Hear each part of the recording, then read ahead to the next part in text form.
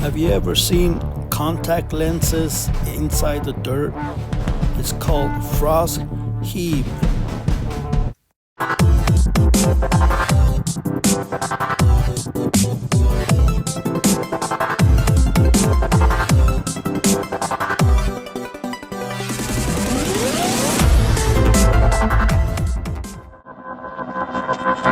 How cool that looks. Look at that. Look at it. Watch what he's fixing to do with his foot. Look at that. That is all ice crystals. How in the hell is that? Look at some of it. Look at that. That is on the ground. That is not hanging from a tree. Please, somebody explain this. Look at them crystals. Look at the shape of that. Ain't that cool? Looks like a big giant snowflake on the ground. The apprentice I work with was like, hey man, that looks like dirt, but it's not. It's ice that has pushed the dirt up off the ground. So I want you to see that there is rocks suspended right there. That looks like dirt.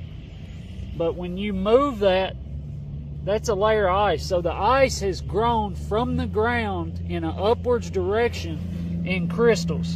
And it has picked up the rocks. This is the weirdest shit I've ever seen in my life. In fact, the ground underneath here is not even frozen yet, so these ice lenses are still in the process of forming and they can grow much thicker than this.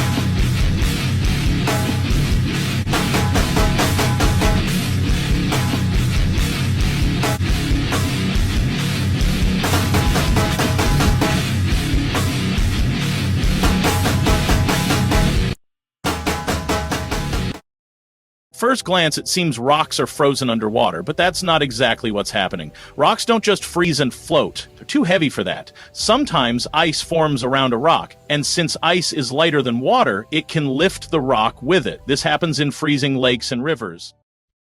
So this ice lensing doesn't just happen at the surface.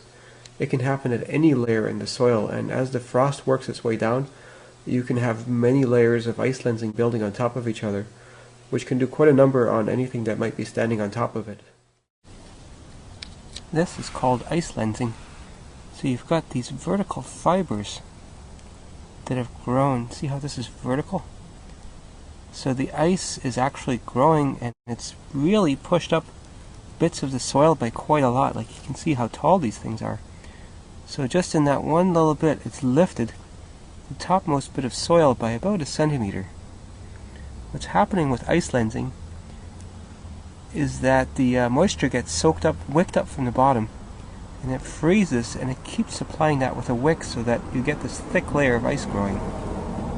This phenomenon accounts for most of what we think of as foundation frost heaving. It's not so much the 10% expansion of water, because soil is mostly things other than water. It's these things that can really just open up a thick layer inside, and that's what causes a lot of problems for foundations in cold climates. Look at how thick these guys are, eh?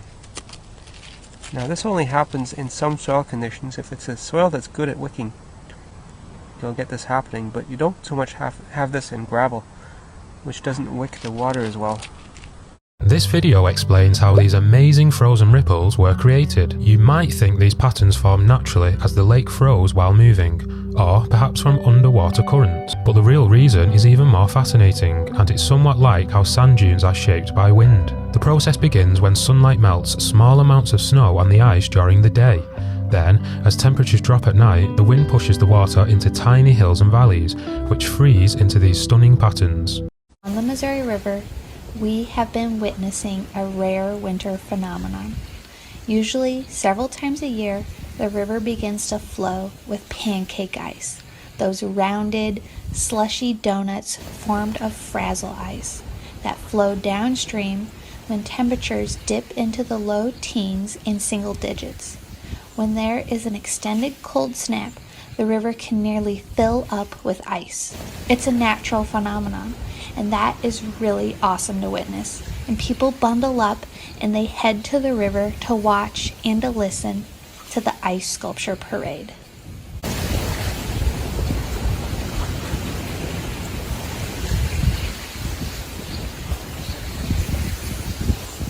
This has been a Penguinati production.